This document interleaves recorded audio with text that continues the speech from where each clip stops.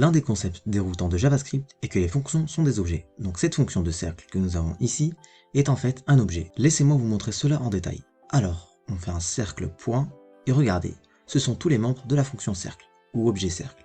Les icônes violettes sont donc des méthodes, comme bind et applied. Et les icônes bleues sont des propriétés. Jetons donc un coup d'œil à quelques-uns de ces membres dans la console. Ici dans la console, on a cercle.name qui renvoie le nom de cette fonction. Ensuite, on a cercle.length qui renvoie le nombre d'arguments. Plus tôt dans la dernière vidéo, je vous ai dit que chaque objet en JavaScript a une propriété constructeur et qui fait référence à la fonction qui a été utilisée pour créer cet objet. Maintenant, voici la partie intéressante. À votre avis, qui a créé cet objet? Jetons un coup d'œil. Alors, on fait un cercle.constructeur. Nous avons donc ici un autre constructeur intégré appelé fonction. Et lorsque nous déclarons une fonction en utilisant cette syntaxe, en interne, le moteur JavaScript utilisera ce constructeur de fonction pour créer cet objet. Donc ici, je vais définir une constante appelée cercle1 pour nous séparer de notre cercle. On va ensuite le régler sur newFunction.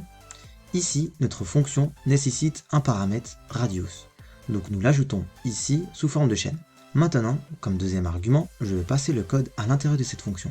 Donc pour le diviser en plusieurs lignes, je vais utiliser les codes arrière. Puis simplement copier tout ce code et le mettre ici. Donc lorsque nous déclarons une fonction en interne, elle est représentée comme ceci. Maintenant, nous pouvons appeler ce cercle 1 tout comme notre fonction de cercle. Donc nous pouvons créer un objet cercle égal au new cercle 1 et passer 1 comme rayon. Enregistrer les modifications. Maintenant dans la console, enregistrons cercle et regardez, c'est un objet cercle avec deux membres. Voyons maintenant quelques méthodes disponibles dans vos fonctions.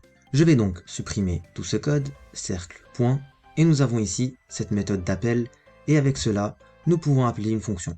Regardez les arguments. Le premier argument est cet argument. Ici, nous devons passer un objet vide, et this fera référence à cet objet que nous passons ici. Ensuite, nous ajoutons nos arguments explicitement. Donc ici, nous avons un argument, nous passons 1, et si nous avons plusieurs arguments, nous les passerons explicitement comme ça. Ainsi, cette expression est exactement comme l'expression de la ligne 11. Lorsque nous utilisons le nouvel opérateur, ce nouvel opérateur crée en interne un objet vide et le transmet comme premier argument à la méthode d'appel. Et cet objet déterminera le contexte de this. Donc this fera référence à cet objet. Plus tôt, je vous ai dit que si vous n'utilisez pas le nouvel opérateur, this pointera par défaut vers l'objet global qui est window. Donc si je veux réécrire cette expression de cette façon, au lieu de passer un objet vide, je passerai window.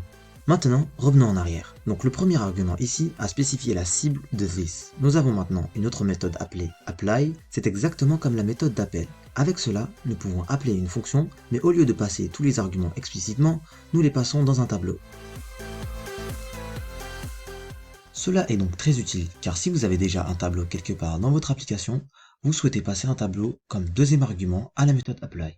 En JavaScript, les fonctions sont donc des objets. Voilà pour cette vidéo sur les objets en JavaScript, on se retrouve pour une toute prochaine vidéo.